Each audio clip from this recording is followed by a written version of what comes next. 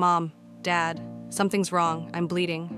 For her, those words might come with tears, fear, and confusion. But for you, this is not the end. It's the beginning of her journey into womanhood. This is your moment. The way you respond will stay with her for life. First, breathe, stay calm, smile gently, wrap her in your arms, and tell her, "You're okay. This is natural. Every girl goes through this, and it means your body is strong and healthy." That reassurance is the anchor she needs in this storm of emotions. Second, explain simply. Don't overload her with science. Use kind, clear words. This happens every month. It's your body's way of growing up. You are not sick. You are not alone. Turn confusion into clarity, fear into pride. Third, show her the tools. Take her by the hand, show her a pad, how it works, where she can find them at home and school. Create a small first period kit, pads, tissues, clean underwear, and let her know you'll always be prepared. That tiny pouch? It's not just supplies, it's confidence in her pocket. Fourth, open the door to emotions. Tell her,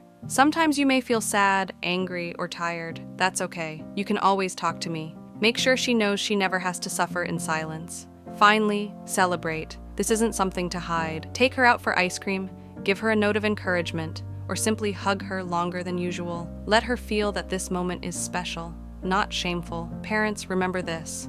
Her first period is not just about blood, it's about trust. If she learns now that she can come to you with her fear, she'll keep coming back with her questions, her struggles, her dreams. So when that day comes, be her calm, be her teacher, be her safe place. Because this isn't just her first period, it's the first step into a stronger, more confident future.